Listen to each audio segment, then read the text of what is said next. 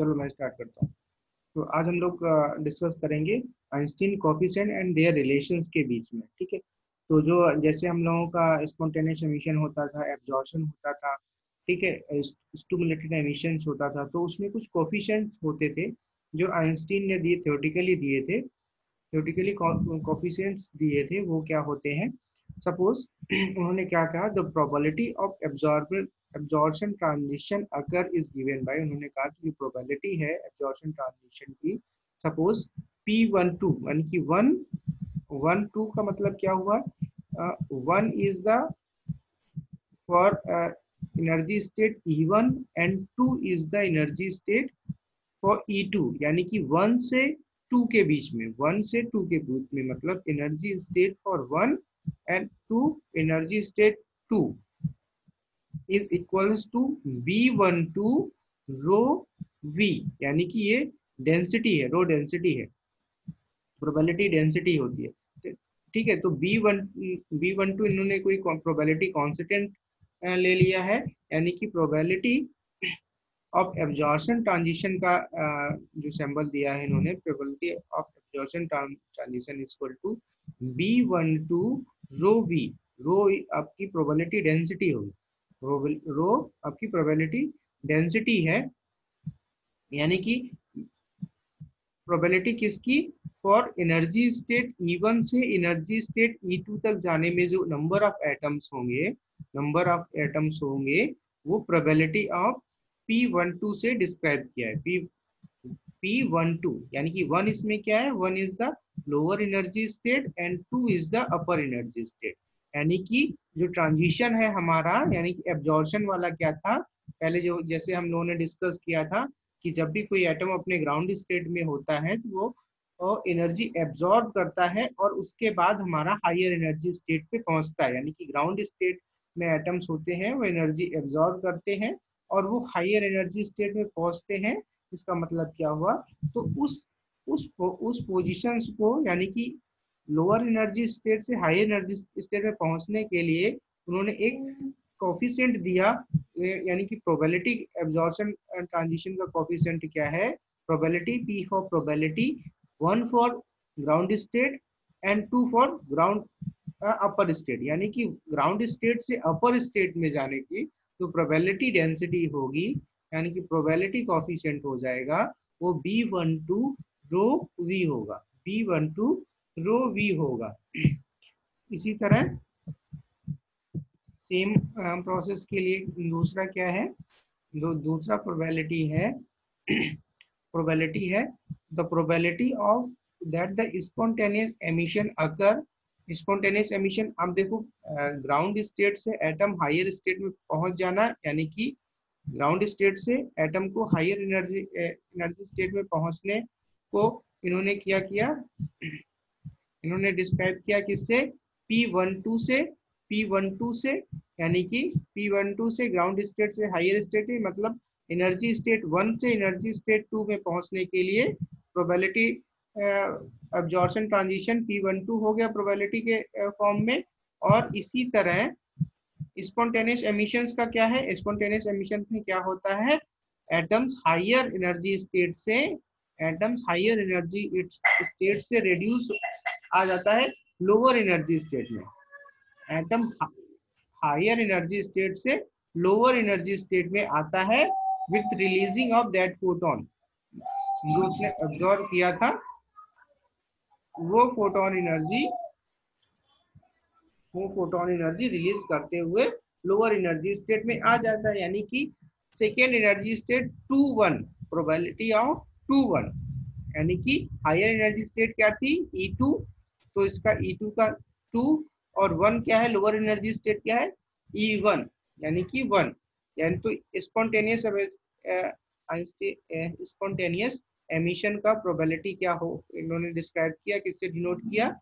A21 से, A21 से। इसमें 2 क्या है? 2 is the higher energy state level और 1 is the lower energy state level. उसी तरह P में से 2 क्या है?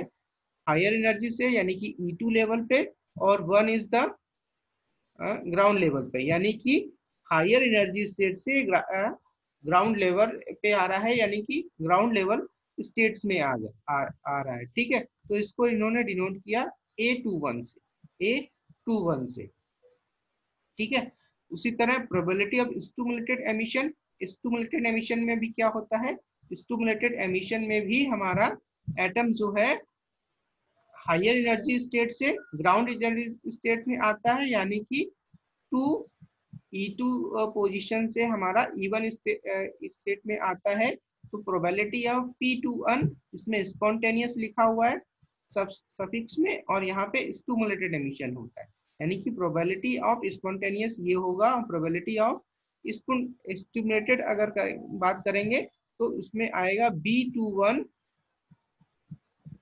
रो वी, यानी कि बी क्या है, बी आपका कोफिशिएंट है, आइंस्टीन कोफिशिएंट जो कांस्टेंट है, प्रोबेबिलिटी कांस्टेंट इसको बोल लेंगे, ठीक है, या प्रोस्पेरिटी कांस्टेंट बोलेंगे तो इसको बोलेंगे आइंस्टीन कांस्टेंट कोफिशिएंट्स, यानी कि B21 रो वी हो जाएगा, ठीक है। तो स्पॉन्टेनियस और स्टिमुलेटेड में अंतर क्या है, प्रोबेबिलिटी दोनों में है और 2-1-2-1 दोनों में है, यानी कि हायर एनर्जी स्टेट से लोअर एनर्जी स्टेट में आ रहा है, ठीक है। बट इसको इन्होंने डिनोट किया A21 से, A21 से, और इसको डिनोट किया है B21 रो वी से, B21 रो वी से, ठीक है। उसी तरह प्रोबेबिलिटी ऑफ 1-2, यानी कि 1 से 2 के बीच में तो कुछ होता नहीं, if the follow the quantum mechanics spontaneous transition is not possible from E1 to E2।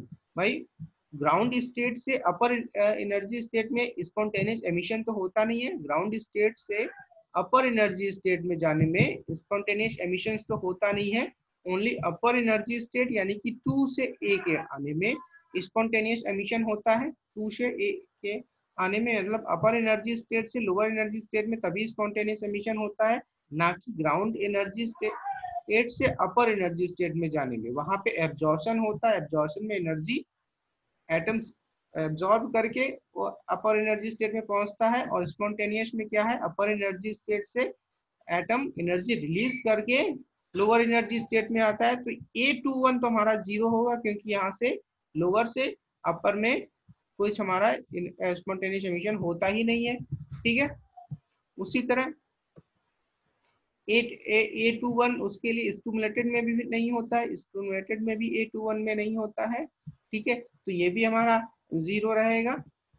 अब आइंस्टीन, अब इनके बीच में जो भी है, अब ये हमारे कोफिशिएंट्स हो गए सारे, कोफिशिएंट्स क्या हो गए, लोअर एनर्जी स्टेट में अपर एनर्जी, लोअर एनर्जी स्टेट से अपर एनर्जी स्टेट में जाना, अपर एनर्जी स्टेट से लोअर एनर्जी स्टेट में आना, एक स्टिमुलेटेड एमिशन में और एक स्पॉन्टेनियस एमिशन में, ठीक है। तो उसके कोफिशिएंट इन्होंने अपने डिस्क्राइब कर दिए, कोफिशिएंट उन्होंने डिस्क्राइब कर दिए। अब इनके बीच में रिलेशंस क्या होता है, रिलेशंस देखो क्या होगा, the number of atom absorbing photons per second per unit volume, जो नंबर ऑफ एटम जो एब्जॉर्ब हो रहे हैं, absorbing photons per second per unit volume, एक वॉल्यूम में जितने भी एक सेकेंड में नंबर ऑफ फोटॉन्स एब्जॉर्ब हो रहे हैं, एटम्स जो एब्जॉर्ब कर रहे हैं फोटॉन्स को, वो इक्वल होने चाहिए number of atoms emitting photon per unit volume, वो इक्वल होने चाहिए भाई, जितना ही एब्जॉर्ब करेंगे, जितने एटम एब्जॉर्ब करेंगे उतने ही तो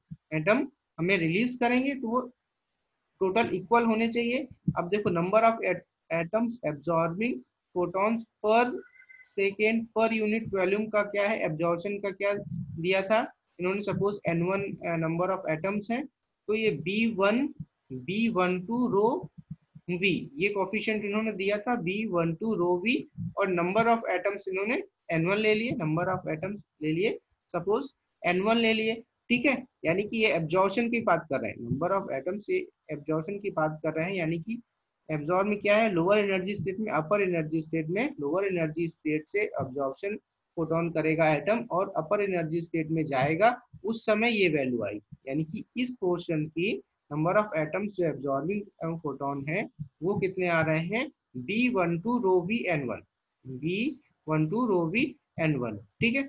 उसी तरह अब यहाँ पे क्या है, यहाँ पे स्टिमुलेटेड एमिशन भी होता है और स्पॉन्टेनियस एमिशन भी होता है। स्टिमुलेटेड एमिशंस के लिए इन्होंने क्या कोफिशिएंट दिया था, आइंस्टीन ने क्या कोफिशिएंट दिया स्टिमुलेटेड एमिशंस के लिए, कोफिशिएंट दिया है B21 rho we, and spontaneous के लिए A21 ठीक है। तो यहाँ पे दोनों क्या हो जाएंगे, इस पोर्शन में ऐड हो जाएंगे, यानी कि A21 N2 अगर नंबर ऑफ एटम्स हैं, नंबर ऑफ एटम्स अगर N2 है, A21 प्लस B21 रो VN2 ठीक है। यानी कि इस पोर्शंस के लिए दो इस कोफिशिएंट है हमारे पास, कौन से, स्पॉन्टेनियस और स्टिमुलेटेड, स्पॉन्टेनियस और स्टिमुलेटेड। यहाँ के लिए क्या है हमारे पास एब्जॉर्प्शन कोफिशिएंट, ये हमारा B12 वाला, और इसके लिए स्पॉन्टेनियस ये प्लस स्टिमुलेटेड ये ठीक है। और इसमें सपोज किया नंबर ऑफ एटम्स N1 है, और यहाँ पे सपोज किया नंबर ऑफ एटम्स N2 है ठीक है। अब दोनों इक्वल होने चाहिए, यानी कि दोनों इक्वल रख दिया, मस्ट बी इक्वल ट्रांजिशन होना चाहिए, यानी कि B12 ये जो लिया हुआ था B12 rho v N1 equals to B21 N2 plus B21 rho v N2 ठीक है। ये हमारा क्या है, ये एब्जॉर्प्शन का है, और ये स्पॉन्टेनियस का है, और ये हमारा स्टिमुलेटेड का है, ये हमारा स्टिमुलेटेड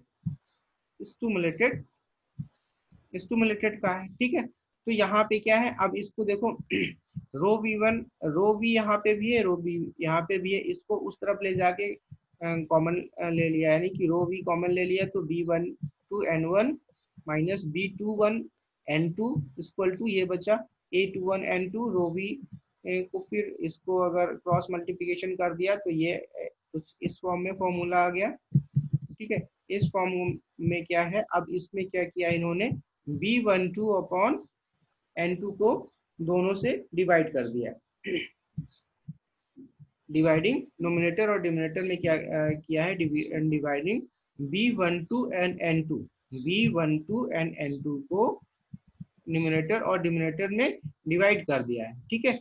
तो फिर जो नेक्स्ट रिलेशन बनता है वो क्या बना, ये बना, यानी कि A21 upon B1 N1 upon N2 minus B21 upon B12 ठीक है। तो रो dV इक्वल्स टू ये रिलेशन बना। अब देखो N2 अपॉन N1 जो है नंबर ऑफ एटम्स, ये N2 क्या है, number of atom spontaneous emission और स्टिमुलेटेड एमिशन करके, मतलब हायर एनर्जी स्टेट से लोअर एनर्जी स्टेट में जितने आ रहे थे एटम्स वो थे ठीक है। और नंबर ऑफ एटम्स N1 क्या थे, एब्जॉर्बिंग एटम, यानी कि लोअर एनर्जी स्टेट से जब फोटॉन्स को एब्जॉर्ब करके हायर एनर्जी स्टेट में पहुंच रहे थे, वो आपका N1 नंबर ऑफ एटम्स थे। तो N1 upon N2 equals to ई की power minus E2 minus E1 upon K2, ये तो एक फॉर्मूला होता है ठीक है। तो N1 अपॉन N2 ये तो होता ही है, N1 upon N2 equal to ई की power minus E2 minus K1, यानी कि इस N1 अपॉन E2 और E2 माइनस E1 हमारा क्या है, एच न्यू एनर्जी है, एनर्जी तो है ये, एच न्यू एनर्जी तो देते थे हम लोग अगर किसी भी एटम्स को हमें लोअर एनर्जी स्टेट में अपर एनर्जी स्टेट में पहुंचाना था, यानी कि E1 से E2 में पहुंचाना था, तो उसको कितनी एनर्जी देते थे, E2 माइनस E1, यानी कि दोनों एनर्जी लेवल का सब्सट्रैक्शन में जितनी एनर्जी आती थी वही हम लोग देते। तो E2 माइनस E1 को क्या लिख सकते हैं, एच न्यू लिख सकते हैं। तो यहाँ पे N2 upon N1 equal to minus h nu upon KT हो गया, और इसको क्या लिख सकते हैं, N1 अपॉन N2, ये माइनस का है तो अगर इसको पलट के लिख देंगे तो क्या हो जाएगा, N1 upon N2 equal to ई की पावर एच न्यू KT लिख दिया, ई की पावर एच न्यू KT लिख दिया ठीक है। तो अब ये हमारा फॉर्मूला रो वी जो है, रो वी क्या हो जाएगा, A2 upon A1 A21 upon B21 upon इसमें क्या है N1 अपॉन N2 की जगह पे हम लोग ये वैल्यू लिख सकते हैं, N1 अपॉन N2 की जगह पे ई की power H nu upon KT लिख सकते हैं, तो ई की power H nu upon KT लिख दिया, और minus B21 upon B12 same रखा हुआ है ठीक है, टू ऑब्टेन द थर्मल ठीक है। ये एक हमारा एस न्यू का कंडीशन आ गया ठीक है। अब इसमें प्लॉन्क्स लॉ के अकॉर्डिंग क्या है, प्लॉन्क्स लॉ के अकॉर्डिंग रो वी की वैल्यू ये होती है, ठीक है। प्लॉन्क्स लॉ के अकॉर्डिंग रो वी की वैल्यू ये होती है। इसमें म्यू क्या है, refractive index, and c is the velocity of the light, c is the velocity of the light.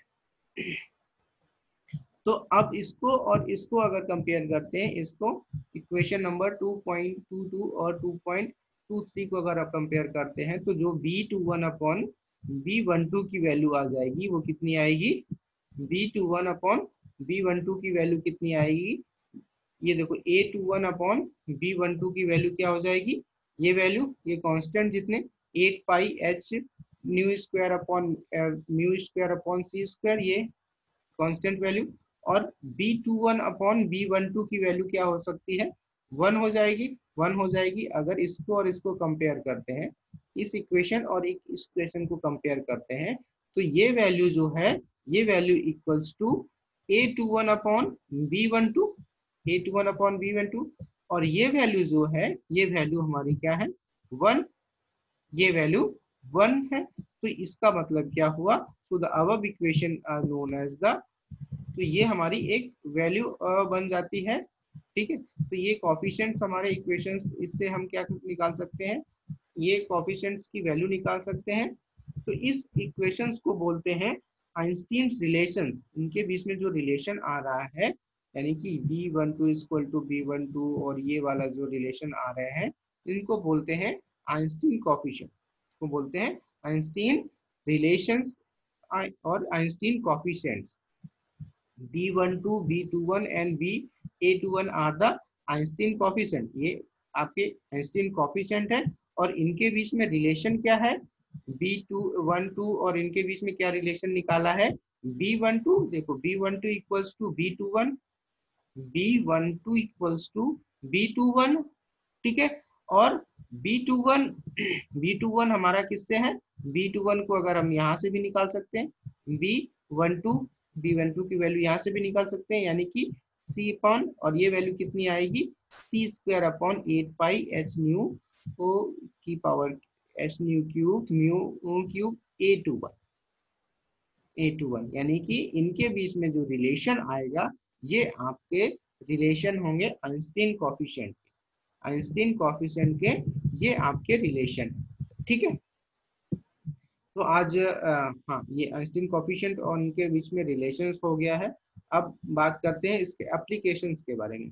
Applications के बारे में अगर हम बात करते हैं तो, ठीक है, तो बात समझ में आई। इसमें क्या हुआ है, B12, B21 and A21 are the coefficient, Einstein coefficient, and their relation between them is B12 equals to B21 equals to C की power cube 8 pi h new cube mu cube A21। इनके बीच में, तीनों के बीच में क्या relation है, इनके तीनों के बीच में एक ये रिलेशन, तो इनको बोलेंगे Einstein relation, Einstein coefficient relation. इनके बीच में रिलेशन क्या है, ये है, और आइंस्टीन कोफिशिएंट आपके ये है, ठीक है, बात क्लियर है। तो ये आज का टॉपिक खत्म हुआ, Einstein coefficient and there relation, ठीक है। आइंस्टीन कोफिशिएंट क्या होते हैं, आइंस्टीन कोफिशिएंट आपके बेसिकली क्या है, B21, B12 का मतलब क्या हुआ, ग्राउंड स्टेट से अपर स्टेट में एनर्जी का ले जाना, एटम्स को ले जाना, उसको बोलते हैं एब्जॉर्प्शन, एब्जॉर्प्शन कंडीशन। B21 क्या था, B21 आपका था स्टिमुलेटेड एमिशन का, यानी कि 2 अपर एनर्जी स्टेट से लोअर एनर्जी स्टेट में आना। और A21 क्या था, A21 is the spontaneous emission, spontaneous emission था, यानी कि अपर एनर्जी स्टेट से लोअर एनर्जी स्टेट में जब एटम आता है विद रिलीजिंग सेम फोटोन। और B21 stimulated emission with releasing 2 photon. तो ये आपके आइंस्टीन कोफिशिएंट है। और इनके बीच में रिलेशन क्या है, इनके बीच में रिलेशन ये है, B12 equal to B21 equals to C की पावर, यानी कि A2 स्पॉन्टेनियस एमिशन के साथ में ये कुछ एक अलग से फैक्टर्स जुड़े हुए हैं, और इन्हीं को आपका स्टिमुलेटेड एमिशन, यानी कि ओनली स्पॉन्टेनियस एमिशन नहीं हो रहा है, कुछ समथिंग एक्स्ट्रा और चीजें आ रही हैं, वही आपका स्टिमुलेटेड एमिशन, वही आपका स्टिमुलेटेड एमिशन है।